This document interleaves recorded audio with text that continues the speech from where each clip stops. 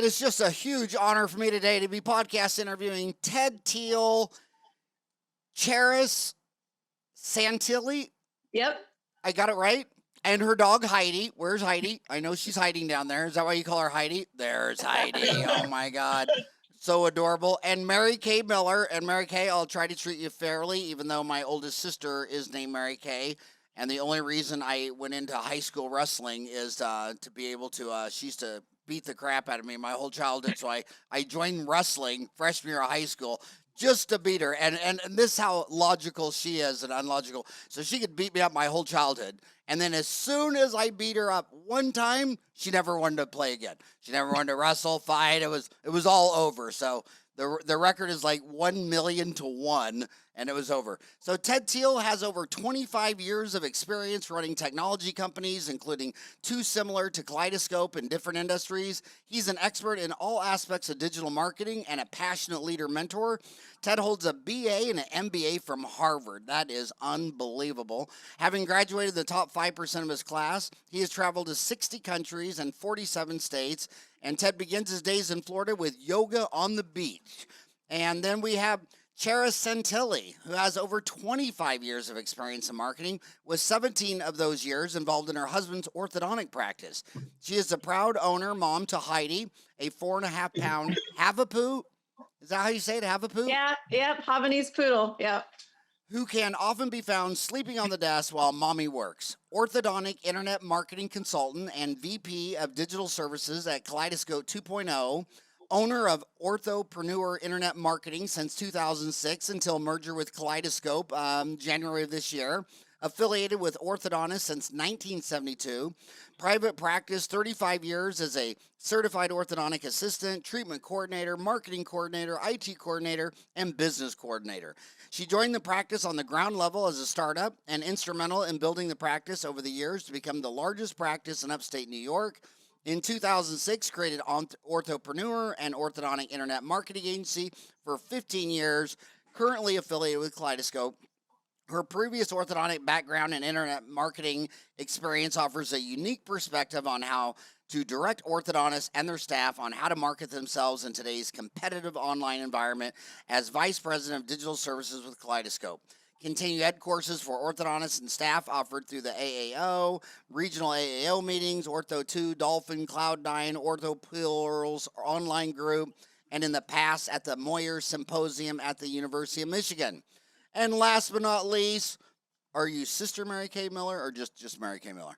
Well, I've been called both. You've been called both? And you went to Catholic school, right? I did. I went all straight through Catholic schools. My God, I started from kindergarten till the end of Creighton. I have nowhere to hide. Mary Kay Miller has over 50 years of experience in the orthodontic arena, 35 years in private practice, and 15 years as the #1 orthodontic online marketing consultant in the U.S. and owner of Orthopreneur Internet Marketing Solutions, one of the first private web agencies specializing SEO and strategic web services for the orthodontic profession. Orthopreneur Internet Marketing Solutions is now a Kaleidoscope subsidiary as of January. She is a respected regional and national industry speaker for the AAO, noted practice management companies, and often an article contributor for multiple online and print magazines. Mary Kay has 3 children, 8 grandkids, and maintains a healthy lifestyle, skiing, playing golf to keep up with the grandkids. You can either fill out the form yourself or send her any questions. My gosh, first of all, thank you guys so much for coming on the show. I really wanted to get you on the show because, we have Dental Town and we have Ortho Town. Of course, I'm not an orthodontist, and Ortho Town's only for orthodontists, so I'm not even allowed to post on my own website. But my gosh, when I look at all the specialties, I mean, there were only 8 when I got out of school, and now there's 12. It just seems to me that of all the 12 specialties, orthodontics has been the most crazy competitive, because dentists listening to us right now, they compete with the dentists across the street. Maybe they're wigged out by DSOs, which, they're not even 15% of the market. But my gosh, orthodontists, they're competing with Smiles Direct Club, Candid, all these companies. Is there any other specialty that's gone under this much competition in your lifetime, or is orthodontics the most competitive industry? Howard, I'll start off and I'll say, I've been in practice or been affiliated with orthodontics for a lot of years. And, I remember the golden years of orthodontics when a new patient would call and it would take 8 weeks to get them in for an appointment. Now orthodontists are struggling to fill their schedules to try and meet their marketing goals. It's just over the last 30 years, it's remarkable how everything has changed. And even more so, I would say in the last 15 years, it's been fully dramatic, especially, with all the digital technology that's available today. It's completely disrupted the industry. And, doctors need to pay attention more to their marketing. Most of them, they're brilliant. Orthodontists are usually the number ones in their class to become one of the specialists. And, they want to do orthodontics. They don't want to market. And, one of my goals with my merging with Kaleidoscope is to, give them the opportunity to go to one place to, be able to market themselves competitively with, fewer dollars and, time invested in what it is that they need to do because, and Ted will elaborate on this a little bit more, these doctors are going to multiple spots to market themselves, and it's time consuming and it's draining. Wow. Yeah, it is true, Howard, your point. The change in orthodontics is enormous from the old model where you would set up shop and you would get referrals from general dentists and from patients. Now, 52% of general dentists are now doing some sort of orthodontics. So you're getting fewer referrals there. You have the percent? DSOs. What percent of general dentists are doing ortho? According to dentistry.iq, it's 52%. 52. So they're doing, some are doing brackets, relatively few. A significant number are doing aligners. So that means the traditional referral sources that you had when you first set up your practice, however many years ago, aren't nearly as prolific for you. And certainly the competition from DSOs and direct to consumers. Smile Direct Club did about $650 million of revenue in 2020 at about, an average of $2,000 per case for aligners. So there's just tremendous competition, and you take that and you look at what's happening in marketing. There's, the digital marketing options are dizzying. Mary Kay has been an expert in SEO and websites and how people search for orthodontists when they go orthodontist near me or whatever. How do you get to be on top of the list on the rankings? And, how do you get found, on the maps and Google My Business? And it's a little bit like alchemy these days because Google keeps changing the rules. But then you have all of the other things that people are doing, social media marketing, digital advertising, using digital signage, newsletters, getting reviews and asking, which is critical for your rankings. All of this stuff is so complicated for these practices, and usually they don't have a full-time marketing person. And so the whole idea of having a marketing strategy is very hard. And so what we can do, we have a one-stop shop, and what we can do is do it all for these practices, make their lives a lot easier because we are experts in all aspects of orthodontic marketing. By the way, Charis's husband is also an orthodontist, so she has learned a tremendous amount. And she actually ran his practice for a while, but has been involved in marketing orthodontic practices for years as well. My entire adult life has been in the dental and ortho world. I met my husband in undergrad when he was aspiring to get into dental school.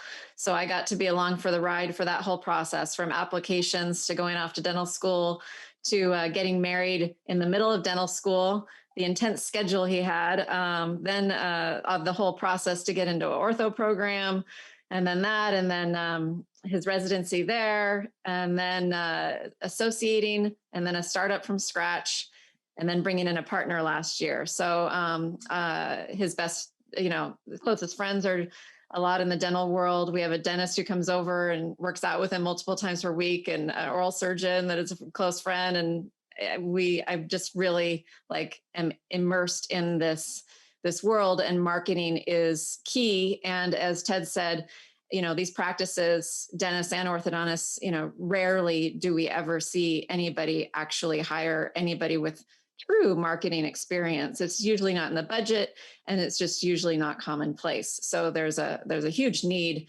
for a company like ours to really fill the void. I've always seen the orthodontist out front in marketing my whole career. Now, you got to remember, in 1973, it was illegal for doctors, dentists, physicians, anybody to advertise. And it was two lawyers from right here in Arizona who took it all the way to the Supreme Court, said that's free speech. The Supreme Court agreed, but the culture wasn't there. And when so that was 73, I got it in 87, 15 years later, and I went into a retail center. So every dentist over 60 thought that was, just insane. And then I took out a full page ad in the Yellow Pages, and that got me a free lunch from the executive director of the Arizona Dental Association, asking me, well, if you had prostate cancer, would you go to the Yellow Pages and then go have your cancer done next door to Safeway and Walgreens and Pizza Hut? So they still wanted the medical dental buildings and all that kind of stuff. And now it's so funny. I'm so damn old. I'll turn 59 this year that now the Yellow Pages went extinct. Is that correct with you? I mean, is there even a place for Yellow Pages, or are they dead? They tried, but they're dead. They tried, but they're dead. Yeah. They moved online, but now with Google, it's just become so powerful, right? But what I noticed with the orthodontist is that let's say the average case is $6,500. They realize all that revenue in 2 years, and for a general dentist to realize that, I've heard that that takes about 6 years. So in 87, the orthodontists were the first ones to branch out. In fact, when the orthodontists were in 87, when the first orthodontists were doing like 1% of collections in marketing, the general dentists weren't even doing it. And when the orthodontists got to 3%, the general dentists started doing it. It was only orthodontists have I ever seen got to 8%. I've heard of one orthodontist who spends 10% of collections on deal, but they've always been out in front. And I think it's because they realize that revenue in 24 months versus 60 months. Do you agree with that? Well, there's so much leverage in orthodontics with an average case of $6,000. So we have one client that, they want to increase their case starts by 5 a month. Well, that's $30,000 more a month in production, which again, over 2 years becomes collections. And it's $360,000 a year. And there's so much leverage on marketing because it's all about getting people to come and get the free exams. And, I was looking at one of our clients, with their digital advertising yesterday, and, they got, really attractive, cost per click. And if 1 in every 4,000 of those people, something like that, actually started a case, it would be break even. And it's much higher than that, certainly. There's a lot of leverage. If somebody goes to Google and they type in, something to do with orthodontists and they see an ad, there's a lot of leverage. Those people are interested, and I know I heard this quote, I believe on your podcast, significant percent, I think it was like 30 or 35% of all adults would like to improve their smile, right? It was some quote like that. So there really is an opportunity to do consumer marketing effectively, but that's hard to do because the rules keep changing, and having expertise in that, and also not working with 6 or 7 different companies where, you take your dollars and you disperse them across, all these different companies, it's very hard to have a consistent strategy if you do that. It's much better if you have one company that you're working with that does it all, because then you can develop a strategy and implement that, everything from digital advertising to what you might advertise in the local high school musical program, right? And how you position yourself there. So Well, yes, they're doing marketing. They're actually spending, according to Chris Benson, I saw something, I think he said about $60,000 a year for a typical practice in marketing, but we can help them spend it much more effectively. Well, since you said high school, you walked into a sliding glass door because somebody posted this question this morning on OrthoTown. It says there's an advertisement sponsorship opportunity at a local high school that's very close to my new satellite office. Basically, I can buy an ad on the scoreboard. It's $2,700 total for 5 years, which doesn't sound like a bad deal. If this was a grade school or middle school, it would be more of a no-brainer for me, but it's for a high school stadium. The stadium does get used for soccer, track, lacrosse, football, community events on weekends and evenings, and various youth summer camps, so I figured a good amount of parents will see the ad. What do you think? Is that a yay or a nay? Well, if you're an orthodontist, so is it $2,700 a year? $2,700 for 5 years. Well, that's one case in 5 years, right? I mean, that's how I think about it. You make one case, you're making $4,500 profit, but there is an element of what's your strategy? I mean, there are doctors that have told me they'd like to do more Invisalign teen, right? Or aligners for teens. If that's your strategy, that's a no-brainer. It's one case, right? So that would be my answer. You got to look at the break-even economics of it, right? Well, Yeah, and considering a high school, so I mean, most parents these days I don't know the statistics, but I think it's more common for them to have more than one child. So the chances of them being there and watching one child who's in high school and having some younger children is very, very likely. So that's something to consider too, that while I know from working in my husband's practice, we would typically try to target the younger ages. It's not that everything spent at the older age range is a waste either, though, depending on if it's strategic or not and the wise choice for that community. I've actually done it, Howard, and it was very successful. Actually, we did it in multiple high schools. Well, here's the thing. You got to remember, a quarter of our viewers are still stuck and trapped in dental kindergarten school. So, and that's my only goal. I feel the only value of knowledge is if it's transferable. If you figure out the meaning of the universe and take it to the grave, it doesn't mean anything. And I'm trying to help the kids. 6,500 are going to graduate next month. And what the kids do, it's crazy, is they go to 4 years undergrad, 4 years dental school, 8 years of lost income, while paying for school, graduating $400,000 in debt, and then they just stop. I mean, like they'll say, well, there's a great implant course, but it's $1,000, and it's like, well, an implant is $1,500. You're talking about this advertising opportunity. I mean, okay, it's gonna be on there for 5 years. You get your money back on one case. So you young kids, don't stop spending on continuing education the minute you graduate. Just figure out the return on investment. I mean, if you want to learn implant, and here's the question. When you were saying, I want to follow up on that, 52% of general dentists are doing orthodontics. When you look at dentistry, it's a 200-year-old profession, going back to Pierre Fichard, who was a barber surgeon, and said, let's drop the barber, let's just make dentistry a specialty of medicine, and under that system, orthodontist would actually be a subspecialty of dentist, which is a specialty of medicine. But when you look at the 200 years later, cleanings, fillings, exams, x-rays, and extractions are very flat. They tend to grow in economies about, maybe when the economy is growing, maybe it grows 1.5% more. When the economy is contracting, maybe it contracts 1.5% more. But when you look at the only two areas in dentistry that are growing double digit, it's just clear aligners and implants.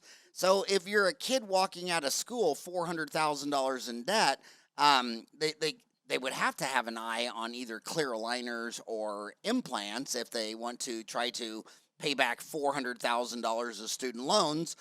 Do you think that's good advice, or do you think that ortho should, clear aligners, Invisalign should be left to orthodontists? I know that puts you in a, I know that's tough for you to answer your question. All your customers are orthodontists, so I know you're sitting there thinking, I got to take the orthodontic line, but what would you tell those kids? Would you tell them that they really? Certainly, there's the economics of aligners right now are very attractive, right?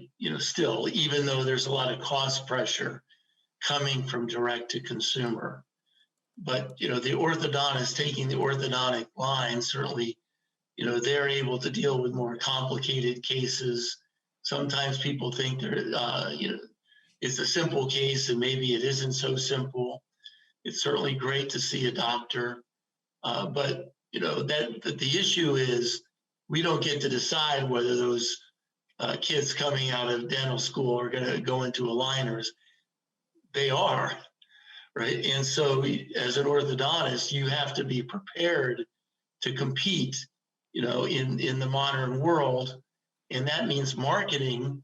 And again, I'm shocked that so many don't market, and they really need to. And again, if you look at the economics, and I know Howard, I heard you sort of talking about how a lot of dentists, they don't really understand the core economics of the business. But, I think if you really look at the core economics, there's so much leverage on marketing investments like the one that you just described, that they should be doing it. And of course there are capacity issues, but as long as you're under capacity, or if you can grow your capacity, you should be doing it, right? And of course, quality of life is an issue as well. But again, there's a lot of leverage, and you should be doing marketing, but you need help because it's just too much to have somebody who's also a treatment coordinator be your, sole marketing person, right? Or who's your receptionist, be your sole marketing person. When you Does that make sense to you, by the way? Yes. But I want to throw my own homies under a bus. The reason I can do what I do is, I got a half dozen people that have been with me 20, 30 years. I don't have to do anything. In fact, I could, I could literally just live at a bar for 5 years and nothing would change here in my business. But we're always amazed in the last 5 years. I mean, Phoenix has 2 dental schools, one in Mesa, AT still, one in Glendale, Midwestern, and those are 2 of the top 5 most expensive dental schools. So they've been coming out of school $400,000 in debt for years. And we've always been amazed at when they come apply at the office, we say, yeah, well, we got openings for evenings and Saturdays and this and that. And they're like, well, I don't want to do that. I'm like, oh my God, are you serious? You're $400,000 in debt and you're still in entitlement. So when you're talking about competition, I mean, obviously you guys are a marketing agency, but what about hours? What about Saturday? Do you think this increase in competition, or do you think evenings and Saturdays are a great competitive strategy in orthodontics, specifically to orthodontics, or specifically to orthodontics, is that not really a big issue? What would you say to you? I had personal experience with that because when we started my husband's practice, we immediately did evenings and Saturdays, and did that for a number of years. He's 17 years into his private practice now, and so that has changed. But if you are wanting to grow and your area, doesn't have this, or you want to compete, or especially if you're a startup or taking over a practice, it is really a smart move. It was for us, for sure. Yeah, and then Pew. I know most dentists think that the Pew organization was named correctly, as in Pew, but they, it's a 60, 70-year-old think tank. They've done a lot of work. They focused mainly on the oceans. That's 70% of the planet. But when they moved on land, they went after healthcare first, trying to see what they can brainstorm. And they have the best data. Like if you're looking, supply and demand economics says you should create a supply where there's demand. And if it's a real crowded area and there's no demand, I wouldn't go there. And Pew's already done the research. and they're on every state. Like I could pull up Arizona and it'll show me every town that doesn't have a dentist or whatever. And they're showing 11% of all the counties in America do not have one of the 12 specialties recognized by the ADA. And I always notice it's the young guy who's married, he's already got a stay-home spouse, 3 kids, and they will go up on their day off or their Saturday or after work. They'll drive 2 hours up north and they'll do ortho in some small town of 2,000 that doesn't even have a single specialist in anything, and they're just crushing it. And then since they're the only show in town, they don't have to take a PPO. They don't have to have, they have higher fees. It can be all cash. It can be, all credit. They don't have to follow a PPO fee schedule. But so my question to you is, to all the kids stuck in dental kindergarten school or an orthodontic residency that are coming out this fall, do demographics matter? I can speak up to that one. Yes, demographics matter. And I think in the last 5 years, they're paying more attention to it. Unfortunately, a lot of these young doctors coming out, they want to be in the quote, great areas. They were all heading to California, which is totally just saturated. We are seeing more that are going up into North and South Dakota and some of those areas that definitely needed orthodontists. And the reason that they did it was so that they could support their families. And, when you go into orthodontics, part of your vision is the income that will come with that specialty. But in order to do that in today's environment, you have to choose an area that is not highly competitive. And all of the, shall we say, sexy states to live in, where everything is there, it's a challenge. And, some of these practices, they're going bankrupt. They have this vision, they want to live in this particular area, but in all honesty, they have to start thinking outside of the box, going outside of the box and living in areas, unless they're going back to an area that they grew up in and accept the fact that, the golden days of orthodontics is over. And, I was from one of those practices. At one point, we had 5 locations. And, I'd get up early in the morning and we're driving 2 hours and the people are lined up outside the door waiting to come in. I mean, it was highly lucrative. And, these people were beautiful. I used to love going up into the boonies. It was a completely different mentality. But you don't see that much anymore. A lot of the consultants are saying consolidate, work in one office. Instead of having all the extra overhead for the satellites, but, it isn't as, as far as bottom line, when you're looking at the numbers of the practice, but those doctors that are going back to the old model, as long as it's an area that is not competitive, they do very well in these satellite offices. Well, I want to ask you, there's 2 things that blow my mind the most in dentistry. And I want you kids to listen to this very clearly. The average American will buy 13 new cars before they're 76 years old. So from 16 to 76, and I've had geometry, so I know that's 60 years, so I can subtract that with a sine, cosine, and a tangent. But they buy 13 cars. The median average price of that car is $33,560 on 2 different sources. And then you go into dentistry, and every medical dental building, it's got 10 dentists. 9 of them, or it's actually about 95%, will never do 1 case in their life for the price of this new car, $33,560.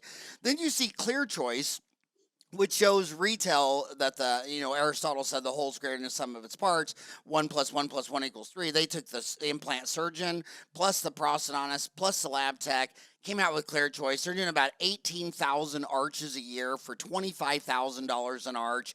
And then here's 95% of dentists that'll never do a single $25,000 case.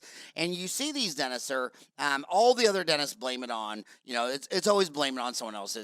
It's another tribe, it's another country, it's the president. It's always anybody but the man in the mirror. I remember I was having lunch with a dentist in a small town in Kansas. And we're having lunch, and he's like, "Well, you don't understand. I mean, there's just no money out here." And we're looking out the Mexican restaurant. And there's a 7-Eleven out there, and I said, "How many cars are in that 7-Eleven parking lot right now?" He said, "Well, I don't see any cars. They're all trucks." And I said, "Okay, trucks." And he goes, 8. And I said, "Yeah." And they're all F-150s, F-250s, and even F-350s. There's 3 $98,000 trucks in that parking lot while you're telling me there's no money. And they just can't, and you know, they basically walk in there and they just say, "Well, the god of insurance will only allow $1,000 this year, and according to God, we have to pick the worst tooth in your mouth and only fix that worst tooth, and then wait till January, and then we'll pick the next worst tooth." And then here's 5% of the dentist says, "Well, you know, I don't have patients Friday. I'm going to have an anesthesiologist meet you in here, the same one that gave you an epidural when you had your baby, and you need 3 root canals. I'm going to bring in an endodontist. He'll do the 3 root canals. Then I'm going to bring in a periodontist. He'll place the 4 implants, and then I'll get in and do all your fillings and crown preps, and 3-4 hours later, you'll be done, and it's 25, 30 grand, whatever." And they just say, "Oh yeah," and they do a case like this like every Friday. So here's these dentists doing $750,000 a year, netting, you know, like $1.75, and in the same building, in the same country, in the same tribe, in the same economy, there's a guy down the hall, and he's doing $1.5 million a year, and he's taking home $450 a year. And then the other thing is in your department. Your department, I think, the marketing department, is actually the most insane of them all, because the data I see is that for every 100 people that land on your website, only 3 convert and call the office. Well, God, fix that. I mean, just fix that one damn thing. I've heard a chat box will double you down. I don't use chat boxes. I hate them. But I find them annoying. But I mean, and then the 3 call your office. The person answering the phone only converts 1 in 3 to come in. It's like, well, hell, fix that. And then 3 people have to come in with a cavity for doc to do 1 filling. And it's like, fix that. So to do $750 and take home $175 on doing these fillings, he has to have 3 times that amount come in to be presented treatment. He has to have 3 more times that to call the office. And he has to have like a gazillion times more of that land on the website. To me, it looks like if a dentist could fix any part of that funnel, they could double their practice. Do they not understand the funnel? Do they just not think it's fixable? Starting their website, they don't even record the phone call. Who's answering the phone? Anytime I call an orthodontist, 1 out of 3 times it goes to voicemail, and the other 1 in 3 times they say, "Can you please hold?" And they didn't even ask for my answers. Like, hell no, I'm in between patients. I got 8 seconds, and I'm already on hold. It's like, do they not understand that this thing could be fixed in so many different ways, from their attitude of just presenting the whole case and to analyze their funnel? Well, that is the interesting question. There's so much opportunity when you talked about the practice that basically you were saying one-stop shop, right? That, they are actually addressing the consumer needs. They're making it easier for consumers. But the other thing you were describing is really looking at every aspect of the business, from the data perspective. What is the conversion rate to people visiting your websites? Can you make it higher? That's all the sorts of things that we can do for them, because we really understand what works, how you turn somebody that's interested into somebody that shows up for the consultation. And then clearly, how do you convert that person that shows up for the consultation so you get a lot more than 1 in 3 start a case, right? And all of that are things that you should pay attention to you should think about it from the perspective of the consumer, right? What is, for example, Johnny's mom has 10 things on her list today. She types orthodontist near me. If she can go to a website and schedule the appointment right now, so she could check that off her list and go to the next thing on her list, which is buy Johnny shoes, that's what she wants to do, right? She would prefer that in most cases to making a phone call or to doing something like that or fill out a form. So you really do have to think when it comes to the conversion ratios that you talked about, Howard, how do you make it easier for the consumer to do what they wanted, what you want them to do, right? So, and I want to chime in. I want to chime in, Ted. I think that in order to do all of that, that's where, you know, having some expertise around business and around marketing comes into play. That's why people hire consultants and why there's a need for a company like ours, because I mean, I've been through the process. I lived in the dental school housing. I've been through this experience. And like I said, many of our friends, our closest friends are in this industry and doctors. And they're just, even today, they've added a little bit of business classes in some of the schools, but it's very, very, very, very little. And you talked about the car companies. Well, they've got a structure with executives that are hired, that are specialists in, you know, how to run a business, how to do marketing and all these things. And so that is a thing that I think our industry has lacked. And because we did kind of get a late start into being able to market, and it did take a while for anybody in dentistry to open up and be comfortable with it. Even 25 years ago, when I got into the picture, it was still uncomfortable for some of the doctors, even in ortho. But, you know, that's where a group like us comes into play. Ted's experience, you know, as an executive and understanding how business works and his degrees and his real life experience running companies and growing them. And then all of our expertise, Mary Kay and mine and our team and the people that we continue to hire that are really specialists in their areas. You know, a typical doctor doesn't have those resources at hand, and that's where it's all clinical basis, and I think a big disconnect with the business aspect and how to really grow and run a company, because they are companies. So Howard, you're a rare person. I understand you have an MBA and you have multiple, you know, dental degrees and experience. You know, in my MBA program, in my business education, you know, I learned a lot about business, learned a lot about marketing. I learned nothing, zero, about how to fix malocclusions. No one ever had taught me a class on how to do that. So I go to a specialist, right? I go to somebody who knows, who's been trained in how to do that. And I think when you think about, you know, both the dentists, the orthodontists, and the other specialties, they haven't been trained, you know, in business in most cases. You're the exception to that. And in the best case, they haven't been trained in marketing, and marketing is changing so fast that it's better to go to a specialist to help grow the practice. And Howard, one thing I'd like to mention, I live in upstate New York. I'm about 20 minutes away from Eastman Dental and Eastman Orthodontic program in Rochester. And, you know, orthodontics has been great to me through the years, and I offered my services complimentary to go in and train general dentists and the specialists on online marketing.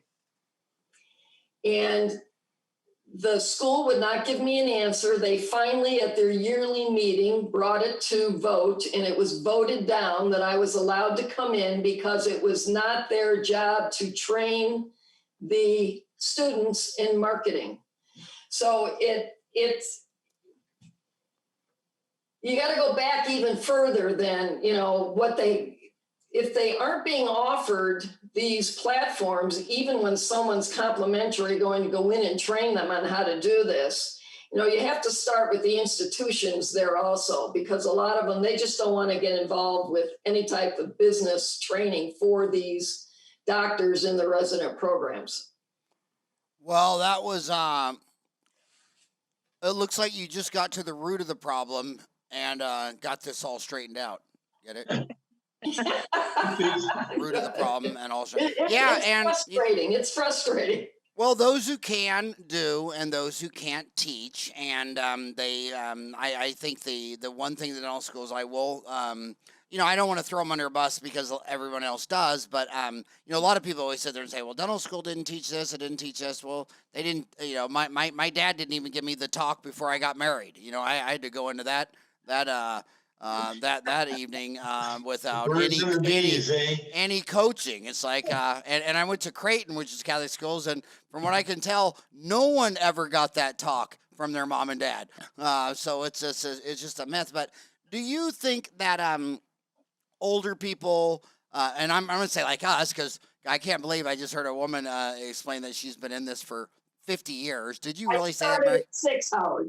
You what? Yes. I started. You started saying, but I thought it was so cool because most women they so want to give away their age, and I've never had a woman on the show say, "I've been doing this for 50 years." It's like, dude, they can figure out your age. You had to, but anyway. I know. Rosemary Bray told me to embrace it, so I decided to embrace it.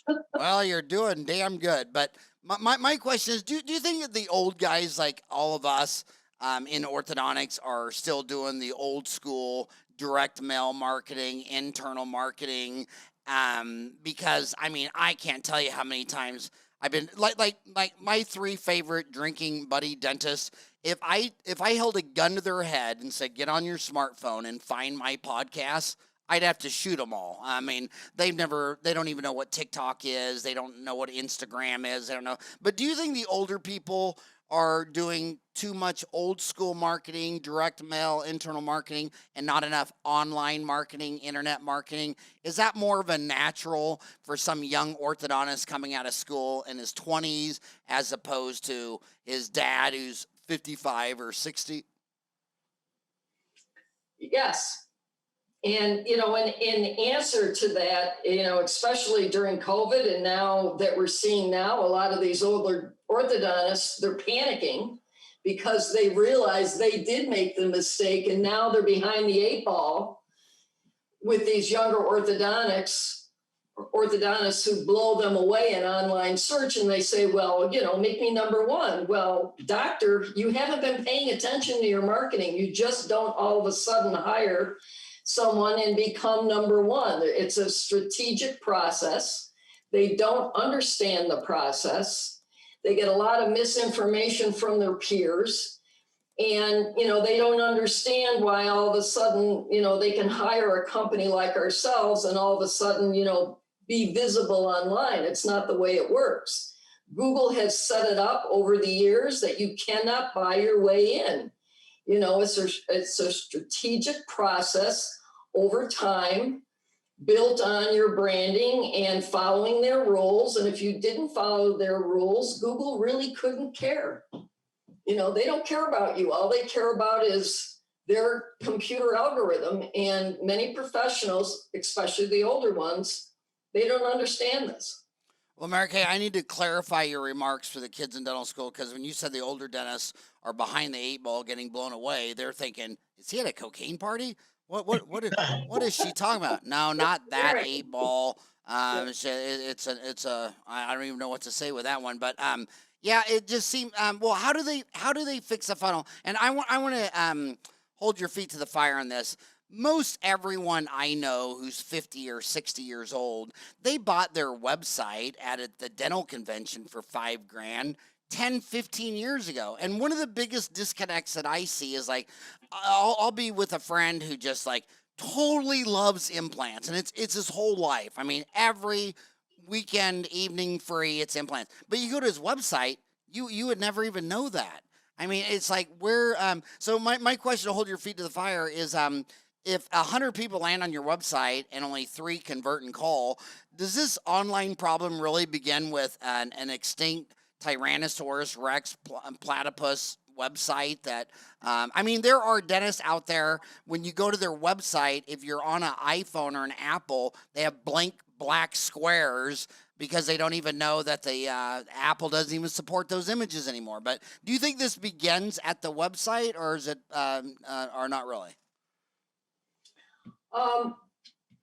What's very interesting is one of the techniques that we use, and it's worked extremely well, is actually Ted, who's brilliant at it. We do an onboarding call with the clients, and we just, he's got a checklist and he wants them to talk about their practice. And it's very interesting the amount of information that you can get when a doctor's in a relaxed atmosphere on how they want to promote their business. And then, the web designers take that information and they put it on the home page of the site. I can't tell you the number of orthodontists that do not put on there that they're board certified.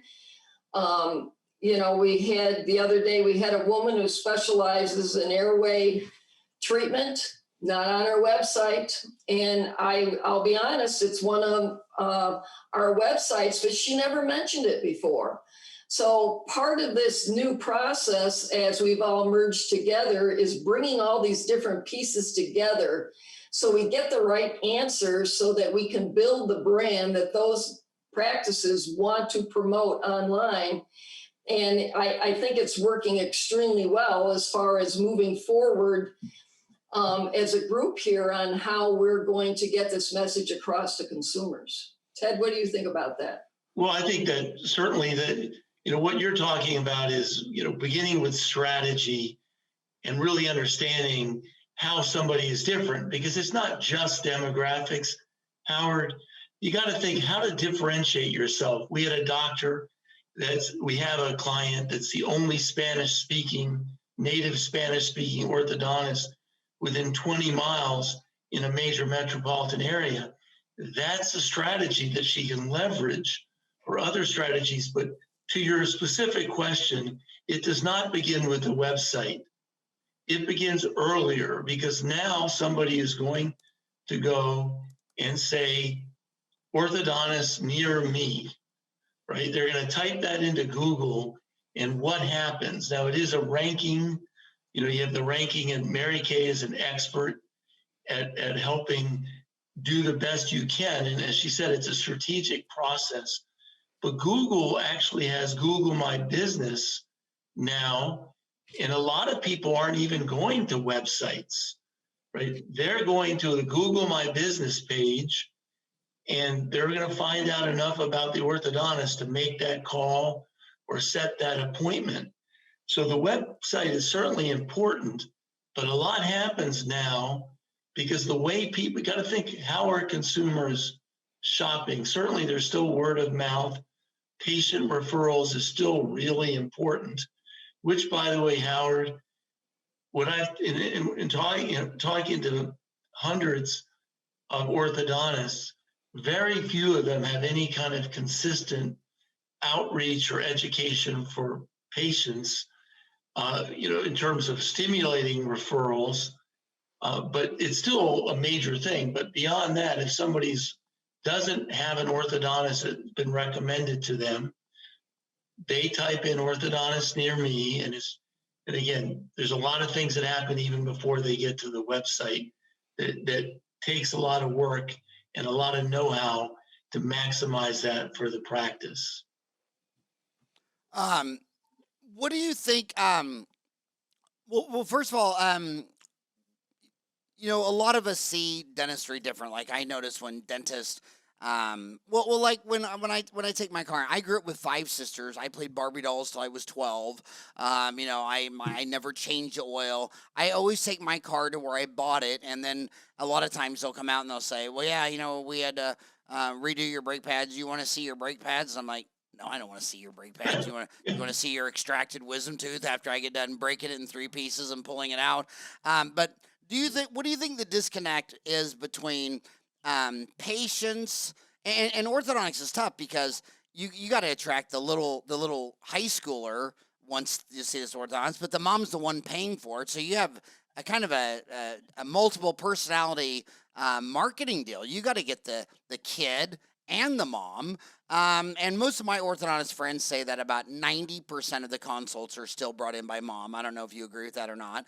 But when they're trying to create organic content, What do you think their disconnect is where orthodontists are talking about the brake pads? I remember one time I went to the, it really freaked me out. The guy asked me, he says, do you want 30 weight or 40 weight oil in your car?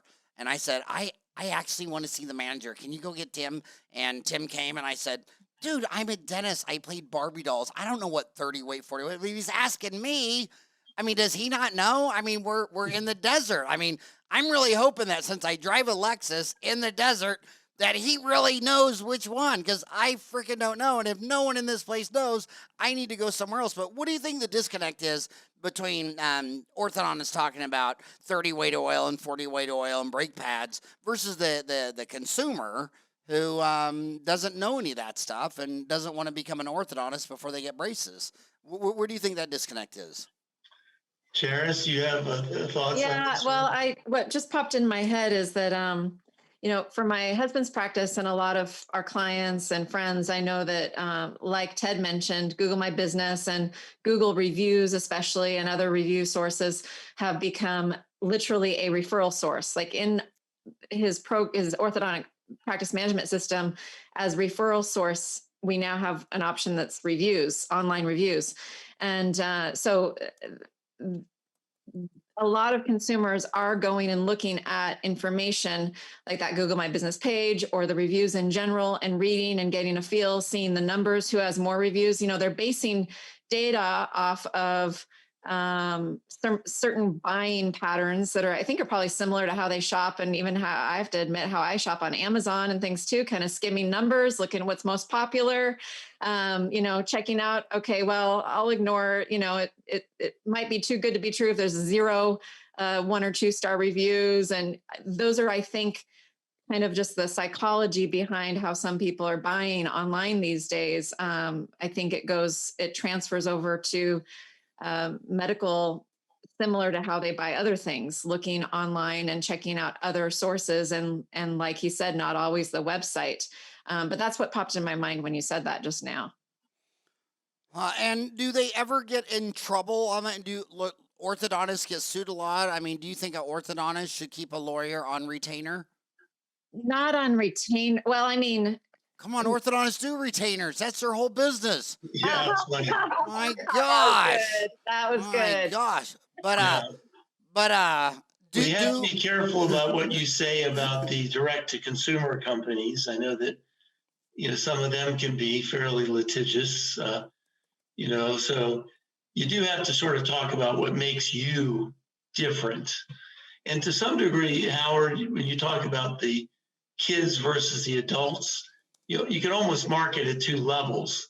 Like at the kids, what do they care about? They care about, looking cool, right, to their fellow kids in school, right? The younger kids, maybe they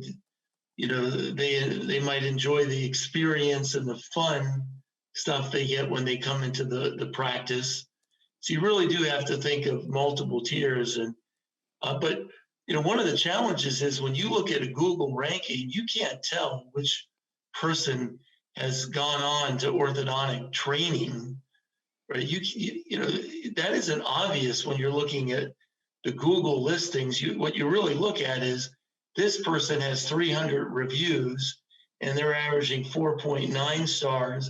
And this person, and maybe that person didn't go to orthodontic school, right? But the one below did, but you just cannot tell that, right? It's not there, right? So that somebody's going to make a decision based on who has the better reviews and who has more reviews and who's ranked more higher in Google, rather than all of that stuff that the orthodontist would say is, how you should make the decision on which orthodontist to go to, right? So if my homies go to now, you only work for orthodontists, right? Well, we have a number of dental clients, mostly that have been referred to us by orthodontists, actually, because part of their referral chain. So we do work with a number of dentists, but our focus is on orthodontics. Yeah, and kudos to the orthodontist who referred his friend. The single biggest orthodontic practice model I've ever seen. I've lectured in 50 countries. I mean, go no further than Sydney, where an orthodontist decided when Invisalign came out that he saw, a bunch of dentists doing, 1 or 2 cases or 3 cases a year of Invisalign. And he set up a deal where he said, hey, if you have any Invisalign questions, these 3 days a week, I think it was like, come after work. And I think he stayed for 2 hours, like 5 to 7 every night. If you have, bring it. Anyway, so these guys would come and he would help them diagnose and treatment plan like their 1 Invisalign case or 2 or 3. And then they would refer all the other cases to this guy. Well, now in Sydney, he's got an office north, south, east, and west. He has, I think, 4 associate orthodontists in each one of the practice. He does $10 million a year. And he invited me to his birthday party, but, it's a 17-hour flight to Sydney. But he told me, he goes, well, Mel Gibson's going to be there. And so who's that other guy? There's two Australian guys. He does have good teeth. What's the other one? Gladiator, the guy that was in the Gladiator. Yeah, who's in the Gladiator? Russell Crowe. Yeah, he goes, Mel Gibson and Russell Crowe are going to be on the boat. And I thought to myself, my gosh, I mean, it shows you how when you think in abundancy, it just blows away everything. But anyway, regardless, if they go to your website, the Kaleidoscope, first of all, where does the name Kaleidoscope come from? And what are my homies going to find on your website? I'm looking at it right now. I'll tell you where it came from. Well, I'll tell you where it came from.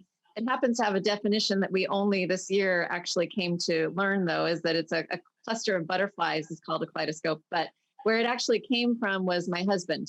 So when I started Kaleidoscope, it initially started as a digital signage product and in the content management system, but focused on a digital signage output, to a TV and a reception area is how it started.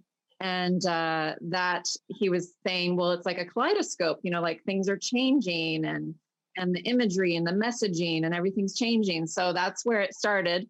And it's still, we decided to keep the name as we merged with Mary Kay's company and everything, because it still really fit the bill of the idea of all the, really, as things have changed over the years with marketing, the myriad of marketing avenues online, so much complexity, so many different channels and things you have to do, internal marketing and local marketing, and in some cases mail and of course doing sponsorships and things in the community all still matters too. So it's like, it is a massive kaleidoscope of things that have to be done, should be done to market effectively. But that's the background on that.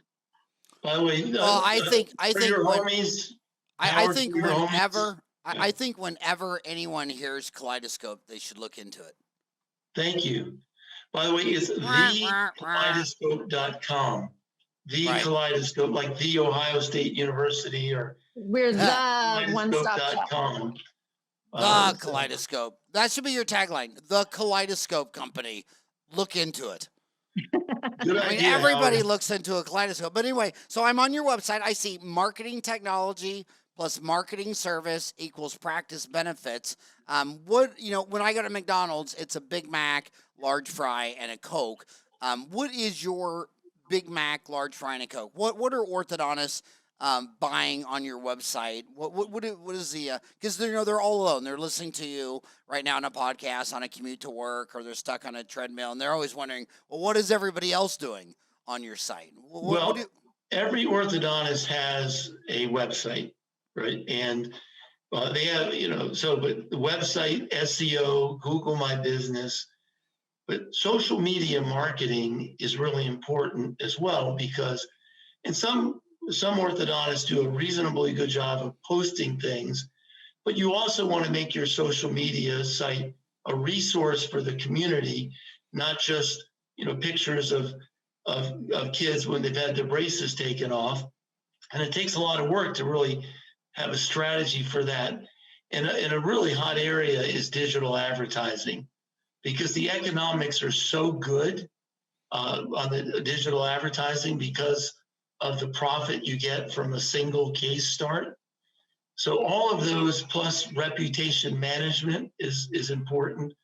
So we do have a menu, but I do believe, Howard, that the best thing is if you allow us to manage all of your marketing, and we can take care of that high school program, or, what are you going to put on that scoreboard if you spend $2,500 on it for 5 years, because if you do it right, you're going to get a lot more case starts.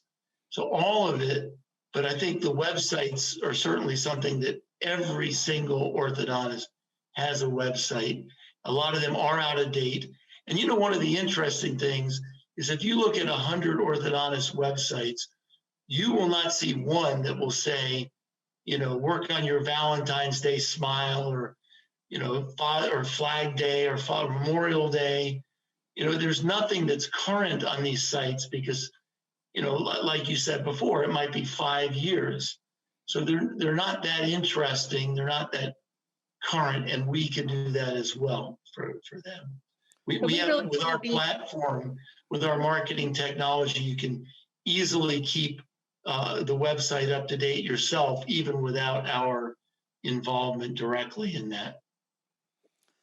And again, back to the dental school graduates, there's a lot of kids coming out of the orthodontic residency this year. Some are just entering orthodontic residency, but a kid on Orthotown says, basically says, when is it too early for me to start reaching out to offices and locations I want to work in? When do you think he should start networking with job opportunities when he graduates as an orthodontist? Before graduation. We had Don's first job lined up before he graduated, you know, and talk to your industry vendors. That's actually how Don found his first associate position, was the, you know, the bracket company, one of the bracket companies that would come and speak. And he started talking to that sales rep, basically, that and account person, and he helped tell him, hey, you want to come back to this area kind of near where Don grew up. And he's like, I know these couple cities would have some opportunities for you right now. These are really saturated. This is a good place to be. So it's networking and building relationships while you're in there. Don't wait until you're out and need the job tomorrow. You know, you know, all's not lost if that's your situation right now, but sooner the better. I want to ask, another one is asking about adding pedo practices to existing offices. And you know, it's obvious that, you know, like say the all on four, I mean, Aristotle said that the whole is greater than the sum of its parts. We talked about Clear Choice when they added the implant surgeon, the prosthodontist, and the lab tech. 1 + 1 = 5, and I say 5. It's been sold 5 times and finally got bought by Bob Fontana of Aspen because he can funnel 800 locations of patients asking about all-in-4s into one. We see that in orthodontics plus pediatric dentists. I mean, in my own backyard, if a pediatric dentist opens up for a year, an orthodontist opens up for a year, they're each one. But when I see a pediatric dentist and an orthodontist open up together, it's more like 3, because if you send 100 kids to the pediatric dentist, well, anybody that's smart enough to take their kid to a pediatric dentist specialist, that's a pretty highly educated consumer, is going to say, is little Johnny going to know, is he going to need braces? And my idea, don't steal my idea, I'm trying to patent this, I'm serious. I want to combine geriatric dentistry plus a crematory, so Grandpa can finally get that smoking hot smile he's always wanted, because he earned it. That's right. The Oh $1 billion idea, Howard. Is that the worst joke ever? But so comment first on the geriatric dentistry with a crematorium, and then go to dentistry. But do you think that is a competitive retail advantage? And I want to remind everybody of one thing. You know, we have 300 years. Well, we got 200 years since since Adam Smith wrote The Wealth of Nations in 1776. But basically, you go back to New York at 1776. You know, everybody had a little 10-foot by 10-foot store, and they lived upstairs. And the next generation said, you know what we're going to do? We're going to double the size of the store. That'll beat them, and it worked. And stores just kept getting bigger and bigger and bigger until they maxed out at about 250,000 square feet when Walmart and Costco and everybody said, you know, it's just too damn big. And Walmart about 5 years ago started closing down some of the really, really big monsters. I remember the first time I lectured in Sydney, me and this dentist went out. We were going to get groceries for him to cook. And we went to a bread place for the bread. We went to a butcher. We went to a vegetable guy. And I was just sitting there like, holy moly, in Phoenix, I would have done all of this at Safeway under one roof. So retail says bigger locations, more services under one roof. I mean, Sears even had a lingerie department. Imagine how ugly you'd have to be to go to Sears to get your lingerie. I just would have gone to Home Depot. I get all my lingerie there. Sorry. So do you think if you were an orthodontist coming out, do you think you would immediately start thinking of a orthodontic pediatric dentistry retail strategy all under one roof for consumerism?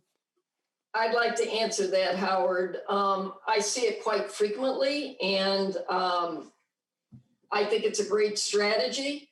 The only thing that I'd like to add to that is there is a problem marketing online an orthodontist and a pedo office as one. So they still need to have separate websites and separate online marketing programs because they have separate categories. And if they want to be found online with Google, you know, what I recommend is that they brand it so that it matches and it looks very similar, but there's certain protocol that's required by Google if you're going to do a combination pedo-ortho practice. And, you know, even the practice management companies today are developing pedo-ortho software so that they can have one practice management system in the office. That's how prevalent this is today. And, you know, those practices, you know, they'll meet while they're in school, they'll meet a pedodontist or an orthodontist, they'll graduate together. I see a lot of husband and wives coming out of school, one pedo, one ortho. And, you know, I think strategically, you know, it's a great marketing strategy. However, they have to understand that they can't have one website for both specialties if they want to be competitive online. There's a particular strategy that needs to be well thought out before they start. That includes the business name and the branding name online. Well, you know, 50% of marriages fail, and that involves, you know, sex, children, holidays, vacation, family, and now you're a pediatric dentist and you're going to marry an orthodontist. I mean, this sounds like something as exciting as an accountant marrying an economist, and they don't have any of those social sexy glues and families and all that kind of stuff. Is that a high-risk thing? I notice a lot of people that talk about the pros of group practice, they always own a chain of dental offices. You know, they always own a DSO or something like that. But I know several people who say that their divorce with their spouse was less stressful than the divorce with their business partner. Do you think the complicated business, everything that goes involved with having a group practice where you're now married to another dentist, do you think that is a big scary thing that outweighs the benefit of the retail advantage? Not if you think it through thoroughly from the onset, just like you have separate, you know, online marketing strategies. You have two separate businesses sharing a space. You don't set it up as one business, you set it up as two separate, you know, so that should that particular instance happen, they could easily split it out. Now they have to decide is okay, who's moving? You know, it's a completely separate entity, you know, and I would recommend, you know, as a business strategy that if you're going to have, even if you're not married and you're bringing in a partner, you have two separate businesses sharing a space. Yeah, well put. And my gosh, that is it's such a complicated issue, marrying another dentist. I mean, do you have any experience in this? My wife is a businesswoman, and we've worked together multiple times. And there's great things about it, and certainly there's some challenges to it too. But you know, it was a lot of fun. Well, I Mary gave Kay, myself my You're still own. married, so there. you and Charis, Mary Kay and Charis both married to orthodontists, right? No, I am not.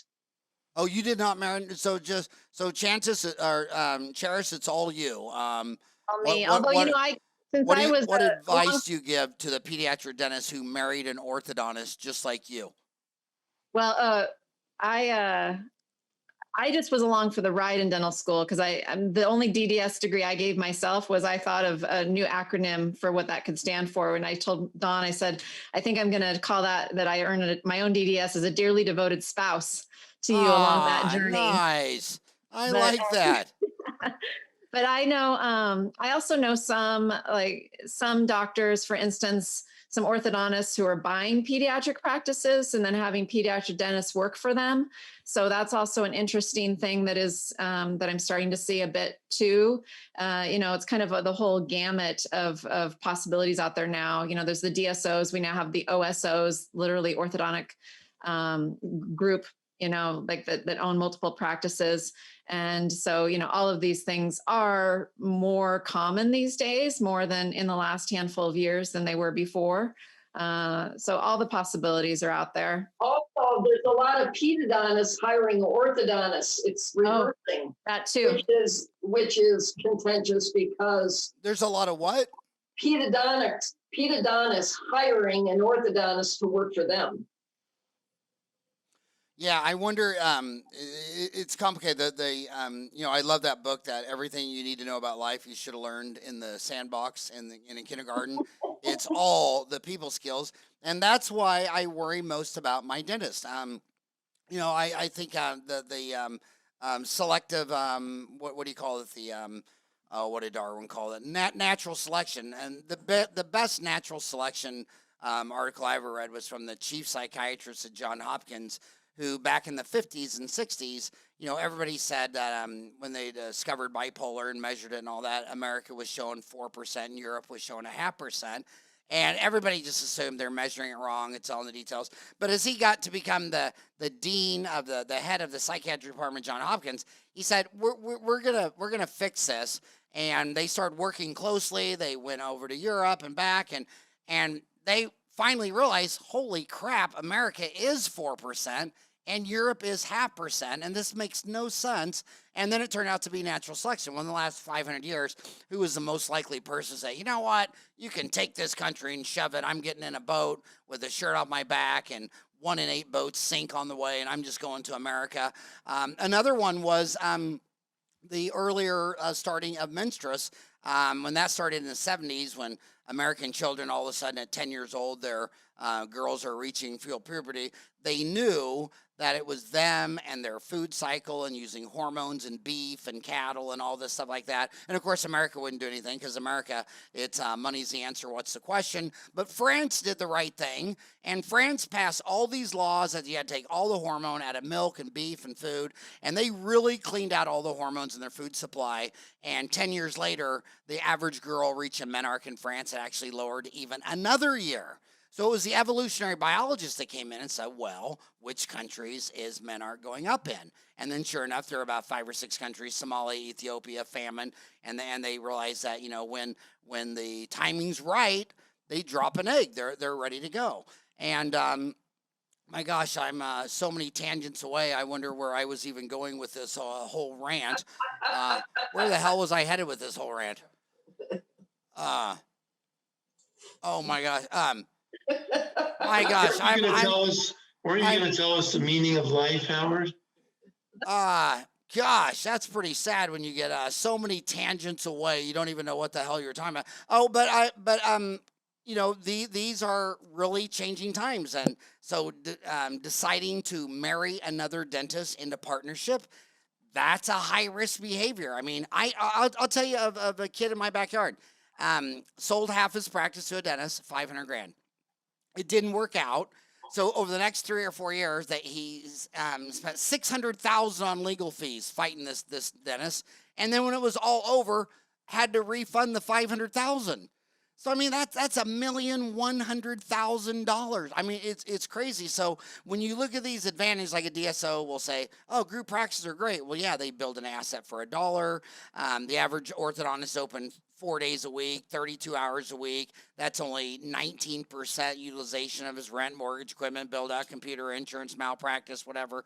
So it looks like, well, let's just get another orthodontist in there. They won't even be in there at the same time. They'll double their availability. They'll double the utilization of our fixed cost assets and all this stuff. But again, they miss the most important part, which is this human, and they're complicated. And a dentist, an orthodontist marrying a pediatric dentist, that's a high risk behavior, don't you think? Separate practices.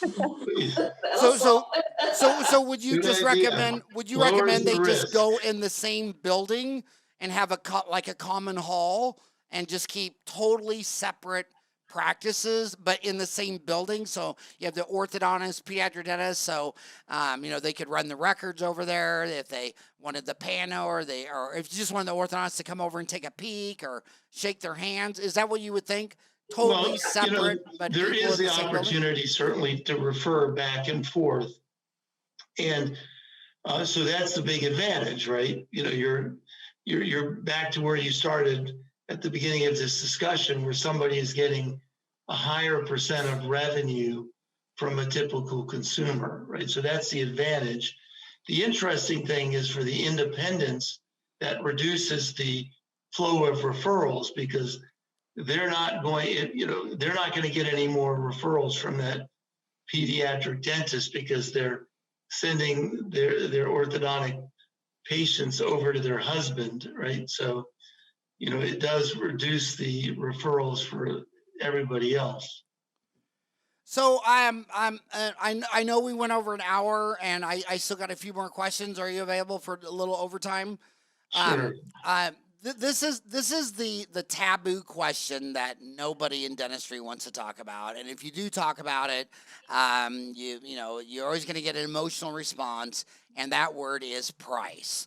They want you to advertise a contest, a Halloween special, bring back the candy. Well, they want to talk about everything but price. And then when one of the orthodontists in town knows that the other 10 guys in town all charge $6,500 and starts advertising $59.95, or they'll just come out and say, we have the lowest orthodontic prices in town.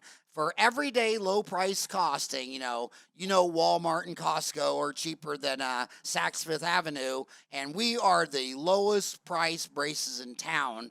What do you think of that concept, that strategy, and that whole taboo? Mary Kay, you have thoughts? Ooh, my gosh. Ted says, hell, All right. I'm not So even here's the touching thing. that. So I he guess throws the that to Mary question is- Kay. I'm I guess the question. I'm going to go back to my practice management experience in 35 years, and we were considered a high-end orthodontic practice. And our fees were about $1,000 more than everyone else, but we were also the busiest practice in the area. And what it all boiled down to, and why we were able to do that, was we knew how to market and sell our services, and made it clear when a patient came in. I would actually have parents say, well, you're $1,000 more than, so-and-so. And I would say, yes, we're aware of it, and this is why our fees are higher. And then I would explain why.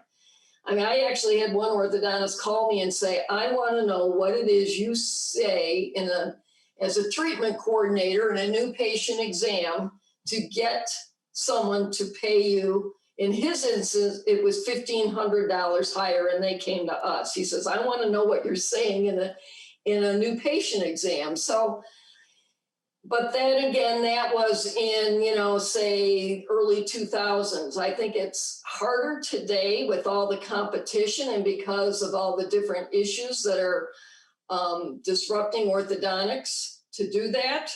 But I also feel that if you have a good reputation, there is a way that you can sell it without discounting your fees. I'm not a fan of discounting fees. So, maybe not so much that your fee is higher, but I don't see any reason for you to discount your fees to get new business other than a startup. Now, a startup's going to do anything to put a body in a chair. They have enormous loans and they've got to at least try and get out of the red. But for an established practice, I do not recommend that they get into the habit of offering discounts. Well, I know my homies. I mean, I've lectured 1,000 times in 50 countries. And you say, hey, does anybody have any questions? No hand goes up and you say, okay, let's go take a 15-minute break. And then 20 guys come up and they all have this special, unique question just for them. And every one of them is the same. And so I know they're listening to this right now and they're thinking, yeah, but Mary Kay doesn't get it. I mean, I'm in a special situation where I live in a country with people and cows and horses. So if they want to contact you, if they want to ask their special situation, how would you recommend that they contact you? You can email me. And that email is? mk.miller@thekaleidoscope.com.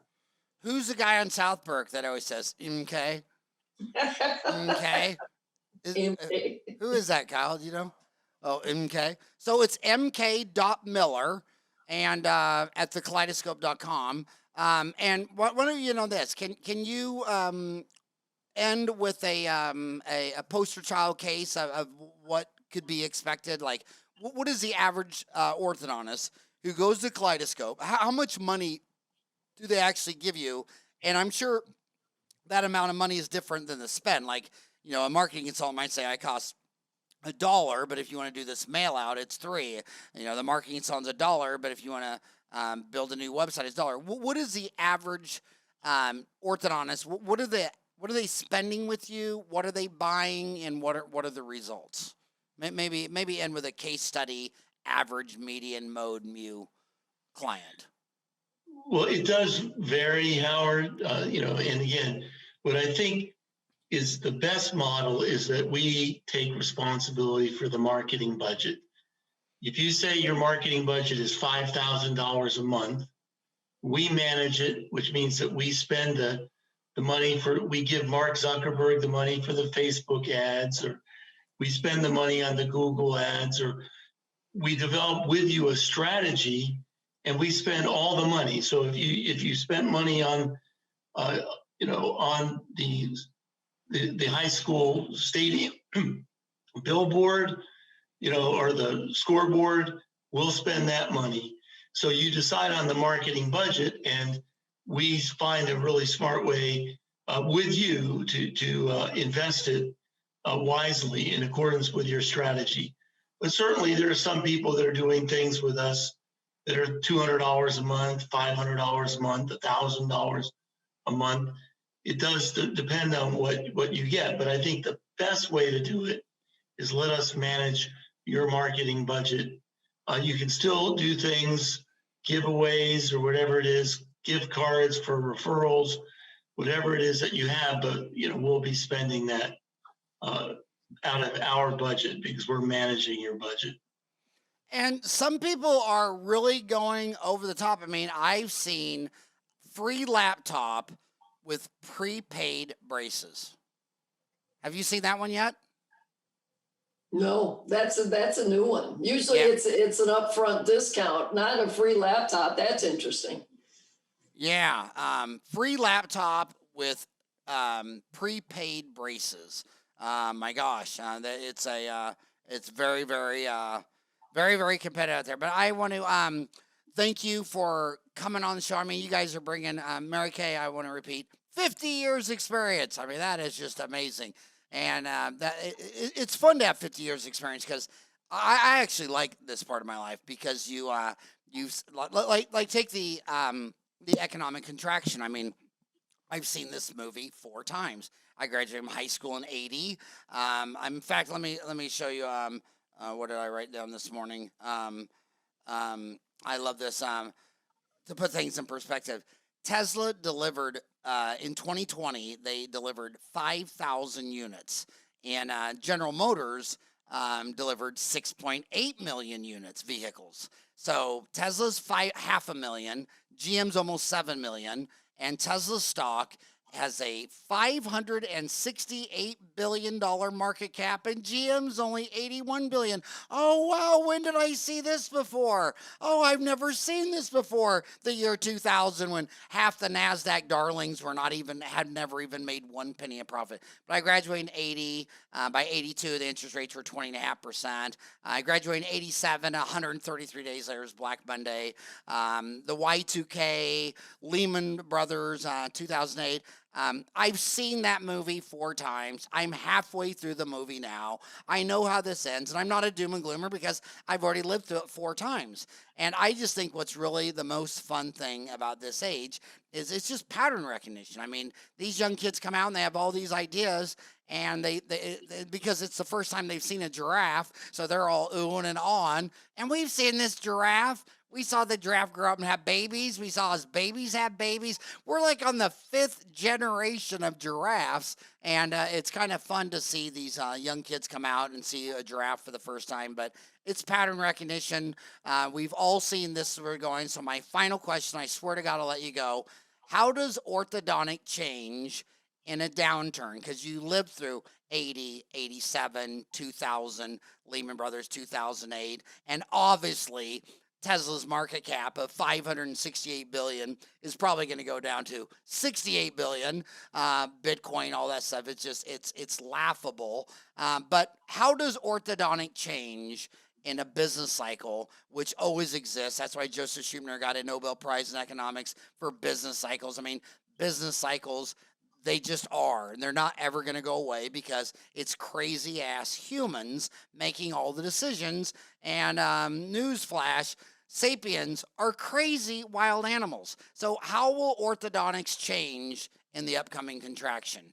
Which probably will only last, it won't last that long, a couple years, whatever. But how does it change everything you're doing? Because the point I'm trying to make for you is that I think Michael Dell, whose father was an orthodontist, I got to meet him. His father is an orthodontist. I got to meet him at TDA back in the 80s. And when Michael Dell, when the whole thing collapsed, Michael Dell tripled his advertising spend. He got this guy called the Dell Dude. Remember the Dell Dude? Hey, dude, you got a Dell? Yeah. He tripled his marketing and kept his numbers, and everyone else in the downturn, the first expenditure they cut is marketing, because, I mean, might as well just put a plastic bag over your head. So how will orthodontics change in a downturn, and what % of the orthodontists you think will be smart enough, as Michael Dell's father, the orthodontist, to triple your advertising spend during a contraction? I'd like to answer that because, prior to the merger with Kaleidoscope, I was right in the middle of COVID with Orthopreneur. And I was amazed. Not one client canceled services, not one. They all knew they had to keep the internet. And they couldn't invest in their interior and exterior marketing because there were no patients coming into the office, and they couldn't go out in the community. But they knew they had to keep their online marketing going. And, virtual treatment became very prominent during COVID. And, I was fortunate that I had set up a virtual treatment option that we offer complimentary to our clients, by the way, in the website, so that they could at least keep in communication with the patients. So even though they couldn't see them, they could talk to someone. So as we move on out of COVID and digital marketing proceeds, a well-rounded practice, as you said, must have their internal, their external, and their online marketing in place, which is why Ted's suggestion that, let us do all your marketing. Those practices that have gone strictly to online marketing are very disappointed, because the internal marketing fuels moms and the new patient referrals. It's still the lifeblood of any orthodontic practice. But those moms are going online. They're Googling the doctor's name or the practice name. They want to see the Google My Business. They want to see the reviews. They want to see the website. They take one look. you know, a lot of these moms, they just take one look at what a friend said. They said, oh, great. And they just call the office and they make the appointment. So you can't let it all go. You got to keep your marketing going and you got to keep it strong. You just said something that scares me, though, and I swear I'll eventually shut up and let you go. But, you know, they say never talk about religion, sex, politics, or violence. I've had phone calls in the last year that you referred me to this orthodontist, this endodontist, this specialist, and I did Google his name, and guess what they found? All of his political views and thoughts. And it's yes. Oh, it's like, can you say? I mean, I don't care if you like hamburgers or cheeseburgers. Half the country likes cheeseburgers and half like hamburgers, and neither half is going away. My gosh, they're gonna have to live together. But what do you think about this? And I don't think it's any more than it was in my whole lifetime. I think it's always been these numbers. But gosh, can you just say something about the dentist? These patients will Google your name. And if they find out that, you know, you had a DUI or that you're massively for one of those two different political tribes, that can backfire, can it? Totally. And you're under scrutiny constantly. You do have to be cognizant of that. I belong to an orthodontic consultant group, and, you know, we have our Thursday evening cocktail hour. And one of our visits was, you know, one of the consultants had an orthodontist who was, you know, professing his views, you know, regarding, you know, the political environment. And they went down to no referrals at all, but he wouldn't change. You know, he said, freedom of speech. I should be able to talk about this in my office, blah, blah, blah. And he destroyed his practice. But, you know, if you're a business owner, you keep, in my opinion, you keep your personal, political, and religious thoughts to yourself. That's friends and family. Do not bring it into the office. Yeah, and the other two subjects, this is too comical to make up. I used to get a fairly steady stream of patients from two different dentists.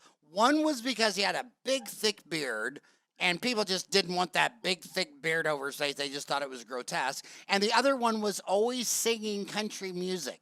And I said, and I told them both, I said, dude, that beard's costing you money. And I know you like country music, but just don't sing it in front of your patients. But he says, that's my whole life. I love guitars and all that stuff. But anyway, well, hey, thank you so much for coming on the show, talking all things orthodontics. It's been amazing watching Mary Kay, your career with Orthopreneur for years and years and years. I mean, we started Orthotown and Dentaltown in 1999. So I've known about you decades before you heard of me, and it's been very fun watching your career, and thank you for all that you've done for orthodontics. All of you guys, thank you so much for all coming on the show. Thank you, Howard. Thank you, Howard. Awesome. Have a great day.